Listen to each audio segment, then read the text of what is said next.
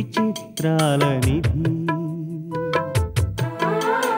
ఓ విధి విచిత్రాల నిధి వింత కథల సారథి ఆశ నిరాశల వారధి నిరంకుశ నిర్ణయాల నిర్దయవానిధి ఓ విధి విచిత్రాల నిధి ఓ విధి విచిత్రాల నిధి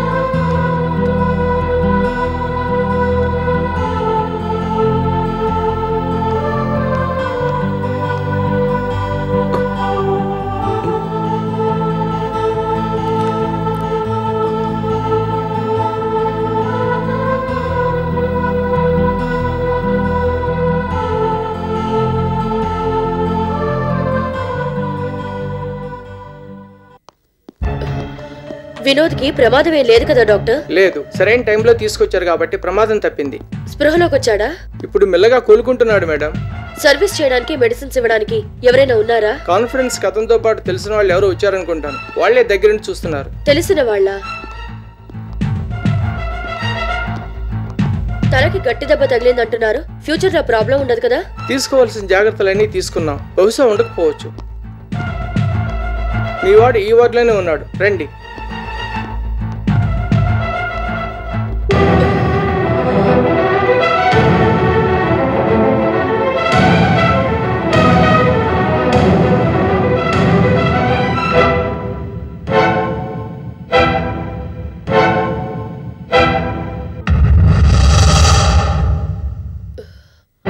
డాక్టర్, హాస్పిటల్లో ఓ డిసిప్లిన్ రూల్స్ అండ్ రెగ్యులేషన్స్ ఏమీ లేవా? ఏమైంది మేడం? పేషెంట్ కి రెస్ట్ కావాలని తెలుసు కూడా అడ్డమైన వాళ్ళని లోపలికి ఎందుకు అలౌ చేశారు? పేషెంట్ ని డిస్టర్బ్ చేయదని గట్టిగా చెప్పి ముందు వాళ్ళని బయటికి పంపించేయండి. మేడం, యాక్సిడెంట్ విషయం విని మీరు చాలా ఎక్సైట్ అవుతున్నారు. ప్రమాదం ఏమీ లేదని చెప్పాను కదా, మీరు కాస్త ప్రశాంతంగా ఉండండి. ఎవరెవరు వచ్చి డిస్టర్బ్ చేస్తుంటే పేషెంట్ కి లేదు ప్రశాంతత, నాకెలా ఉంటుంది? Madam, please control your self. నేను చెప్పేది వినండి.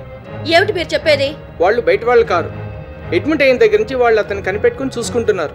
రాత్రి పగలు లేకుండా పాపం అమ్మాయి నర్సులు కూడా చేయనంతగా సర్వీస్ చేస్తోంది. దగ్గరుండి సమయానికి మందులు ఇస్తుండబట్టే మీ వాడు ఇంత తొందరగా కోలుకున్నాడు.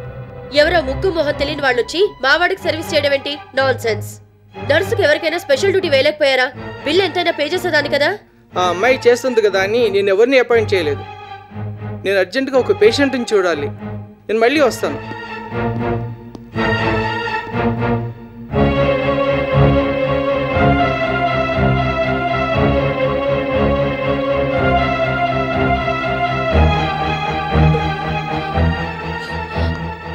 వినోద్, బాబు వినోద్, ఎలా ఉంది? పర్వాలేదు గ్రాని. హాస్పిటల్లో నేను ఇలా బెడ్ మీద చూడలేకపోతున్నాను. కాన్ఫరెన్స్ కి నేను వచ్చినా పోయేది. అనవసరంగా నిన్ను పంపించాను. నీకు యాక్సిడెంట్ అయిందని తెలిసి తట్టుకోలేకపోయాను. ఒక్క క్షణం కూడా అక్కడ ఉండాలనిపించలేదు. నువ్వు ఎలా ఉన్నావన్న కంగారుతో పనులన్నీ వదులుకుని వచ్చేసాను.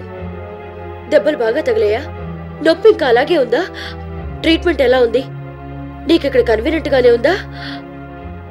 పనికి మాలిన వాళ్ళంతా వచ్చి డిస్టర్బ్ చేస్తుంటే నీకు రెస్ట్ ఎలా ఉంటుంది? అయినా ఇక్కడ అనవసరం. వెంటనే వెళ్ళిపోదాం. నేనే దగ్గరుండి ట్రీట్మెంట్ ఇప్పిస్తాను. మిసెస్ రోజీ, పేషెంట్ని ఎక్కువగా డిస్టర్బ్ చేయొద్దని మీకు డాక్టర్లు చెప్పే ఉంటారు. వినోద్ హాస్పిటల్లో జాయిన్ అయినప్పటి నుంచి మీరు డిస్టర్బ్ చేస్తూనే ఉన్నారుగా. వినోద్ నా మనవడు. వాడిని ఎలా చూసుకోవాలో నాకు బాగా తెలుసు. నీకు మనవడు కావచ్చేమో కానీ ప్రస్తుతానికి అతను పేషెంట్. డిస్టర్బ్ చేయడం మంచిది కాదు. ఆ మాట చెప్పడానికి నువ్వెవరు? పేషెంట్ తాతగారిని. వినోద్ నా కూతురు భార్గవి కొడుకు. అతని బాగోగులు చూసుకోవాల్సిన అవసరం నాకుంది. అందుకే చెప్తున్నాను, బాధ ఏమైనా ఉంటే మనసులో దాచుకో. అంతేగాని పేషెంట్ దగ్గర ఎక్స్పోజ్ చేయొద్దు. ఏమిటి 2 రోజులు హాస్పిటల్లో పక్కనుండేసరికి చిన్నప్పటి నుంచి వినోద్ని పెంచి పోషించినట్టు వినోద్ బాగోగుల గురించి మాట్లాడుతున్నావు? అసలు మిమ్మల్ని ఇక్కడికి ఎవరు రానిచ్చారు? నువ్వు ఇక్కడికి ఎందుకు వచ్చావు? కాన్ఫరెన్స్ కి పెద్ద పెద్ద వాళ్ళందరూ వస్తే అందులో బాగా డబ్బున్న వాడిని చూసి ట్రాప్ చేయమని పంపించిందా నీ అమ్మమ్మ? ఎవరూ దొరకలేదని మళ్ళీ వినోద్ వెనకాల పడ్డావా?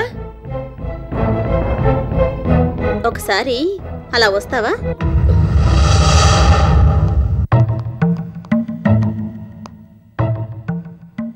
ఏమిటి ఎక్కువగా మాట్లాడుతున్నావు? నీకెలా సమాధానం చెప్పాలో నాకు తెలుసు, కానీ ఇక్కడ చెప్పను. హాస్పిటల్లో గట్టిగా అరవకూడదన్న కామన్ సెన్స్ కూడా లేదా నీకు? రావడంతోనే ఇక్కడ డిసిప్లిన్ లేదని డాక్టర్ మీద ఎగిరిపడ్డావు. నీలాంటి వాళ్ళు వచ్చి అరుస్తుంటే ఎలా ఉంటుంది? వినోద్కి ఇప్పుడే నిద్ర పడుతోంది. అతనికి రెస్ట్ అవసరం. కాసేపు పడుకొని ఏమన్నా మాట్లాడాలనుకుంటే ఇక్కడ కాదు, బయటికెళ్ళి మాట్లాడు. నన్నే బయటికి పొమ్మంటావా? నన్ను బయటికి పంపించేసి నీ అమ్మమ్మలాగే సేవల పేరుతో పక్కనే చేరి వినోద్కి దగ్గర అవుదాం అనుకుంటున్నావా? రాత్రి పగలు సేవలు చేసేసి వినోద్కి దగ్గరవ్వాలనే ఆలోచన కాని సరదా కాని నాకు లేదు. అతని వినోద్గా కాని నీ మనవడిగా కాని మేం చూడలేదు. దెబ్బలు తగిలి బెడ్ మీదున్న పేషెంట్గానే చూసాం. సమయానికి దగ్గరున్నాం కాబట్టి మాకు చేతనైన సహాయం మేం చేశాం, అంతే. కోలుకున్నాక అతనెవరో మేమెవరో. ఏమాత్రం సంస్కారం ఉన్నవాళ్ళెవరైనా చేసిన సహాయానికి కృతజ్ఞతలు చెప్తారు. నీకది లేదు కాబట్టి పిచ్చి పిచ్చిగా అరుస్తున్నావు. ఇప్పటికైనా నీ మర్యాదని నిలబెట్టుకో. చలసాని, నాకు తెలుసు ఈ యాక్సిడెంట్ నువ్వే చేయించుంటావు. వినోద్ని బెడ్డెక్కించి దీంతో సేవలు చేయించి నీ ప్రియురాలు దగ్గర వీళ్ళిద్దరినీ కలిపానన్న క్రెడిట్ కొట్టేయాలని ఇదంతా నువ్వే ప్లాన్ చేస్తుంటావు. నేను బతికుండగా అది జరగనివ్వను. సమాధానం చెప్పవే? మూర్ఖులతో మాట్లాడడం కన్నా మౌనంగా ఉండడమే మంచిదంటారు. అయినా సమయం సందర్భం లేకుండా నోటికి ఏదొస్తే అది మాట్లాడుతున్న నీకు సమాధానం చెప్పాల్సిన అవసరం నాకు లేదు. పక్కన పేషెంట్ ఉన్నాడన్న జ్ఞానం కూడా లేదు నీకు. గట్టిగా అరవక బయట కూర్చో. నేను బయటికి వెళ్ళడం కాదు, మీ ఇద్దరిని బయటకు పంపించేస్తాను. ఈ నాటకాలు నా దగ్గర కాదు. ఇది వినోద్కి ఎలా దగ్గర అవుతుందో నేను చూస్తాను. మేడం మేడం, ఏమిటి అర్పులు కేకలు? మీరు ఇలా మాట్లాడుతుంటే పేషెంట్స్ అంతా డిస్టర్బ్ అవుతారు. మీరు అంతగా మాట్లాడుకోవాలనుకుంటే బయటికి వెళ్ళి మాట్లాడుకోండి, లేదంటే కామ్గా ఉండండి. పేషెంట్కి సంబంధం లేని మనుషుని లోపలికి రానిచ్చి నన్ను బయటికి వెళ్ళమంటారేంటి? వాళ్ళ వల్ల రేపు ఏదైనా జరిగితే మీరు సమాధానం చెప్తారా? ఓకే, మా వాడిని వెంటనే డిశ్చార్జ్ చేసేయండి. నాతో పాటు తీసుకెళ్ళిపోతాను. మేడం, అతను మరో వారం రోజుల పాటు ఇక్కడే ఉండాలి. ఇప్పుడు తీసుకెళ్ళడం మంచిది కాదు. అవసరమైతే మాతో పాటు డాక్టర్లను కూడా తీసుకెళ్తాను, కానీ మా వాడిని మాత్రం ఇక్కడ ఉంచను. వెంటనే డిశ్చార్జ్ చేసేయండి. ఆపరేషన్ జరిగి స్టిచెస్ కూడా పడ్డాయి. ఈ స్టేజ్ లో అతన్ని డిశ్చార్జ్ చేయలేము. రేపేదైనా జరిగితే మేం సమాధానం చెప్పుకోవాలి. మీరైనా ఈవిడికి కాస్త నచ్చ చెప్పండి. ఎవరికి నచ్చ చెప్పాల్సిన అవసరం లేదు డాక్టర్. వినోద్ తాతయ్యగా చెప్తున్నాను. కోలుకునేంత వరకు అతను ఇక్కడే ఉంటాడు. తాతయ్యనని నువ్వు అనుకోగానే సరిపోదు. మనం ఎప్పుడైతే విడాకులు తీసుకున్నామో అప్పుడే ఆ బంధం తెగిపోయింది. రోజీ, విడాకులు భార్యాభర్తల బంధాన్ని విడదీస్తాయి తప్ప మరే బంధాన్ని విడదీయలేవు. చూడు, నువ్వు నాకు భార్యవి కాకపోవచ్చు, కానీ వినోద్ మాత్రం నా మనవడే. అతని ఆరోగ్యం గురించి బాధ్యత తీసుకోవాల్సిన అవసరం నాకుంది. నన్ను కాదని వినోద్ని ఇక్కడి నుంచి తీసుకెళ్లే అధికారం ఎవరికీ లేదు. మనవడి మీద అభిమానం ఉంటే నువ్వు ఇక్కడ ఉండొచ్చు, లేదంటే వెళ్ళిపోవచ్చు. ఇక్కడ ఉండి ఇలా గొడవ చేస్తే మాత్రం మర్యాదగా ఉండదు. వెళ్ళో.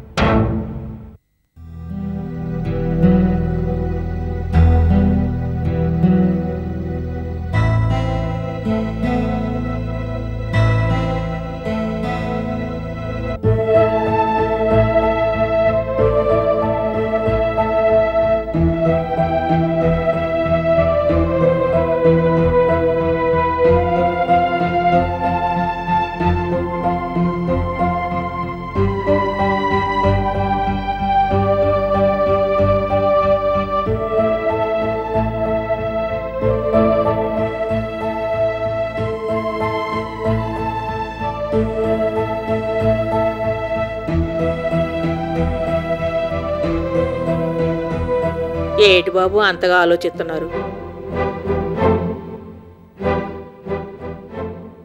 నేనెలా బతికి బయటపడ్డానా అని. అదేటి బాబు అలా అంటారు? అవును నూకలు, జరిగింది తలుచుకుంటే ఇప్పటికీ భయమేస్తుంది.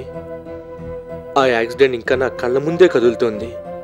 దిక్కు మొక్కు లేకుండా ఒంటి నిండా దెబ్బలతో రోడ్డు మీద స్పృహ తప్పి పడిపోతే హాస్పిటల్కి ఎవరు తీసుకెళ్లారో తెలీదు. తెలివచ్చినప్పుడల్లా ఒళ్ళంతా సూదులతో గుచ్చున్నట్టుగా బాధ. ఓ రోజంతా నరకం అనుభవించాను. అవన్నీ గుర్తు తెచ్చుకొని బాధపడకండి బాబు. ఏదో మీ మంచితనమే మిమ్మల్ని కాపాడింది. నా మంచితనం కాదు నూకలు, సంజ మంచితనం. సంతమ్మ గారు మంచితనమా? మీరేనా బాబు ఆ మాట అంటుంది? అవును నూకలు, ఆ టైంలో మాకున్న డబ్బు కానీ గ్రహణికున్న పరపద కానీ నన్ను ఆదుకోలేదు. సంజయ్ నన్ను బ్రతికించింది. బాబు అవును, నా మనసులో ఉన్న మాట చెప్తున్నాను నూకలు. దెబ్బలు తగిలాయని పరామర్శించడానికి వస్తారు కానీ పనిగట్టుకుని పక్కనెందుకుంటారు, సేవలు ఎందుకు చేస్తారు? కానీ పాపం సంజ రాత్రి పగలు నన్ను కనిపెట్టుకుని ఉంది. మంచం దిగిన నాకు అన్ని సేవలు చేసింది. అంత పెద్ద దెబ్బలు తగిలితే నన్ను కోలుకునేలా చేసి మళ్ళీ నన్ను మనిషిని చేసింది. ఎందుకు చేయదు బాబు? ఆ అమ్మేం పరాయిది కాదుగా, కట్టుకున్న పెళ్ళమేగా బాబు. ఇప్పుడు కాదు కదా నూకలు, తన బతికేమవుతుందోనని కూడా ఆలోచించకుండా విడాకులిచ్చి దూరం చేసుకున్నాను. తన ప్రవర్తన మంచిది కాదని అనుమానించి అబాండాలు వేశాను. కనపడ్డప్పుడల్లా చీకొట్టి చీదరించుకున్నాను. అవన్నీ మనసులో పెట్టుకుని ఆ రోజు తను కూడా నాకెందుకులే అని పట్టించుకోకుండా ఉంటే నేనేమైపోయేవాణ్ణి? హిడాకులు మనుషులు దూరం చేస్తాయి కానీ మనసులను దూరం చేయలేవు బాబు. ఎంత కాదనుకున్నా గుండెల్లో ఎక్కడో చోట ఆ జ్ఞాపకాలు కదులుతూనే ఉంటాయి. ఆ మూడు ముళ్ళ బంధం అంత గట్టిది బాబు. ఎక్కడున్నా మనుషుల్ని కట్టిపడేస్తుంది. ఒకరి కోసం ఒకరు బతికేలా చేస్తుంది. అది రెండు వైపులో ఉండాలి కదా నూకలు. సంజయ్ నా కోసం అన్నీ వదులుకుంది, కానీ నేను మాత్రం రెండో పెళ్లి చేసుకోవడానికి కూడా సిద్ధపడ్డాను. నాలాంటివన్నీ క్షమించకూడదు. నా ప్రవర్తనకు అసలు నా మొహం కూడా చూడకూడదు. కానీ నాకంటూ ఎవరూ లేని ఆ ఊళ్ళో అన్నీ తనే అయింది. ఎంతగా వాళ్ళని దూరంగా ఉంచానో అంత దగ్గరయ్యి హాస్పిటల్లో నాకు దిక్కయింది. సంజయ్తో పాటు చలసాని గారు, ఆయన వయసును కూడా గౌరవించకుండా అవమానించాను. ఆరోగ్యం బాగోలేదని తెలిసి కూడా తప్పుడు మనిషి అని తప్పుగా మాట్లాడాను. మరోసారి మొహం చూపించుకొని కొట్టినట్టు చెప్పాను. కానీ ఆయన పెద్ద మనసుతో నన్ను క్షమించారు. డాక్టర్లతో మాట్లాడి నేను తొందరగా కోలుకునేటట్టు చేశారు. మీటింగ్ అయిపోయి అందరూ వెళ్ళిపోయినా సంజయ్ చలసాని గారు మాత్రం వాళ్ళ పనులు మానుకుని నా కోసం ఉండిపోయారు. ఎందుకుండరు బాబు, మీ ఇద్దరిది రకత సంబంధం. పోన్లే బాబు, ఏదో చెప్పుడు మాటలేని వాళ్ళని మీరు దూరం చేసుకున్నా ఎప్పటికైనా ఎవరు ఎలాంటి వారో బాగా అర్థం చేసుకున్నారు. మీకు మాట చెప్పమంటారా బాబు? పోన్లే బాబు, ఏదో చెప్పుడు మాటలేని వాళ్ళని మీరు దూరం చేసుకున్నా ఎప్పటికైనా ఎవరు ఎలాంటి వారో బాగా అర్థం చేసుకున్నారు. మీకు మాట చెప్పమంటారా బాబు? మనిషి బాగుంటే అందరూ పక్కనే ఉంటారు, కానీ ఇలాంటి కట్టం వచ్చినప్పుడే పక్కనుండేది, సేవ చేసేది, ధైర్యం చెప్పేది పెళ్ళమే బాబు. మొబ్బేలిపోగానే ఎండొచ్చినట్టు కోపాలు తాపాలు వస్తుంటాయి పోతుంటాయి, కానీ ప్రేమలు అభిమానాలు ఎక్కడికి పోవు బాబు, అట్టాగే ఉంటాయి. చివరి వరకు మడిసికి తోడుండాలి బాబు. అందుకే ఎన్ని గొడవలు వచ్చినా మొగుడు పెళ్ళాళ్ళు ఇడిపోవడానికి ఇట్టపడరు, కలిసే ఉండాలనుకుంటారు. ఎప్పటికైనా మీరు బాగా ఆలోచించి సందమను కాపురాన్ని కట్టుకొచ్చేయండి. మీరిద్దరూ కలిసి సుఖంగా బతకండి బాబు. నూకాలు, లోపల పని వదిలిపెట్టేసి ఇక్కడేం చేస్తున్నావు? అదేనమ్మా, ఉన్న ఊర్లో మొగుడు సావు బతుకుల మధ్య ఆసుపత్రిలో ఉంటే పట్టించుకోని వాళ్ళు ఉన్నారు. అటువంటిది ఊరికాను ఊర్లో సావు దెబ్బలు తగిలితే మీకింత ప్రేమగా ఎవరు సేవ చేశారు అని నేను అడుగుతున్నా. నువ్వేం అడుగుతున్నావో నాకు బాగా తెలుసు. అసలే దెబ్బలతో బాధపడుతున్నాడు. దానికి తోడు నువ్వు పెళ్లి, తాళి, భార్యాభర్తలు అనుబంధమని ఎంతగా బుర్ర తింటున్నావో నేను వింటున్నాను. ఆ విషయాలు మాట్లాడొద్దని నీకో 1,00,000 సార్లు చెప్పుంటాను. అయినా అవే వాగుతూ ఉంటావు. అవి తప్ప మాట్లాడడానికి వేరే దొరకవా నీకు? ఎన్నిసార్లు చెప్పినా అర్థం కాదు. నువ్వు అసలు మనిషివా పశువువా? ప్రేమలు అభిమానాలు లేని మనుషుల కన్నా పశువులే నయం. నోరుంది కదా అని పారేసుకోకండి. ఆ బాబు సాగు బతుకుల మధ్యన ఉంటే బ్యాంకులో ఉన్న మీ డబ్బు చూసిందా? ఎక్కడో అమెరికాలో ఉన్న మీరు చూశారా? సెలసనయ్య గారు సందమ్మ గారు మంచోళ్ళు కాబట్టి మీరన్నీ ఏటి మనసులు ఎట్టుకోకుండా బాబు గారిని బతికించారు. అదే సందమ్మ గారికి ఏటన్నా అయితే మీరు చూస్తారా? సత్తిన చూడరు. పీడ వదిలిపోయిందని పార్టీలు చేసేసుకుంటారు. సెలసనయ్య గారు ఆసుపత్రిలో ఉంటే మీరు చూడనే చూసారా? అక్కడితో ఆపుతావా? ఎవరిని చూడాలో ఎవరిని చూడకూడదో నాకు తెలుసు. నువ్వు చెప్పక్కర్లేదు. నీ పనికి మాలిన సలహాలు మాకు అక్కర్లేదు. అయినా ఇదంతా నిజంగా జరిగిందనుకుంటున్నావా? లేదు, ఇదంతా ఆ లక్ష్మీదేవి ఆడించిన నాటకం. పాపం వినోద్ కూడా నీలాగే నమ్మేశాడు. గ్రానీ, అవును వినోద్, ఇదంతా ఓ ప్లాన్ ప్రకారం చేశారు. నేను బెంగళూరు రాకపోయినా నాకు అన్ని విషయాలు తెలుసు. చలసాని రికమెండ్ చేస్తే సంధ్యకి అవార్డు వచ్చింది. అది విని నువ్వు అప్సెట్ అయ్యేలా చేశాడు చలసాని. ఆ బాధలో నువ్వు యాక్సిడెంట్ చేశావు. అది అవకాశంగా తీసుకుని సేవల పేరుతో సంధ్య నీకు దగ్గర అవ్వాలని ట్రై చేసింది. మగాళ్ల వీక్నెస్ దానికి బాగా తెలుసు. అందుకని యాక్సిడెంట్ ని తెలివిగా ఉపయోగించుకుంది. యాక్సిడెంట్ అవుతుందని వాళ్ళు మాత్రం ఎలా అనుకుంటారు గ్రానీ? మాట్లాడేదానికైనా అర్థం ఉండాలి. ఆ యాక్సిడెంట్ అవడానికి కూడా కారణం వాళ్లే. నేను లేనని తెలిసి మళ్ళీ నిన్ను నాకు దూరం చేయాలని ఇదంతా ప్లాన్ చేశారు. యాక్సిడెంట్ అవ్వడం, సంధ్య సేవలు చేయడం ఇదంతా ఆ ప్లాన్ లో భాగమే. నీకు యాక్సిడెంట్ అయిందని తెలిసి నేనెంత కంగారు పడ్డానో తెలుసా? కాళ్ళు చేతులు ఆడలేదు, ఏ పని చేయబుద్ధి కాలేదు. లక్షల మీద బిజినెస్ కూడా వదిలేసి నీకోసం వచ్చేశాను. నీకన్నా నాకేది ముఖ్యం కాదు వినోద్. నీకేమన్నా అయితే నేను తట్టుకోలేను. సమయానికి నేను రాబట్టి సరిపోయింది, కానీ లేకపోతే నేను నటించట్టే వాళ్లతో తీసుకెళ్లిపోయేవాళ్ళు. అందుకే నేను వదిలి ఇక మీదట ఎక్కడికి వెళ్ళకూడదని నిర్ణయించుకున్నాను. వాళ్ళు చేసిన సహాయానికి కృతజ్ఞత చెప్పాల్సింది పోయి వాళ్ళని తప్పుపడుతూ ఏదేదో మాట్లాడతావేంటి గ్రానీ? వినోద్, తెర వెనుక భాగవతం ఏటో నీకు తెలియదు కాబట్టి కృతజ్ఞతల దాకా వెళ్ళావు. నిజం తెలిస్తే జన్మలో మళ్ళీ వాళ్ళని దగ్గరకు చేరనివ్వవు. డాక్టర్ నీకు బెడ్ రెస్ట్ అవసరం అని చెప్పారు. రెస్ట్ తీసుకోక ఇలాంటి పనికిమాలిన కబుర్లన్నీ వింటుంటే ఎప్పటికి కోలుకుంటావు? ముందు లోపలికి పద బాబు, రా.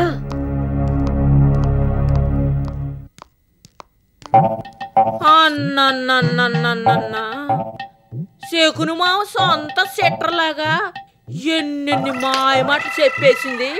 వాళ్ళమ్మ నువ్వు సామాన్యురాలు కాదు తల్లో. ఏదో ఇలాగన్నా మొగుడు పెళ్ళాలు ఒకటవుతారు అనుకున్నాను. పడిపోనా, అడ్డు పడిపోనా.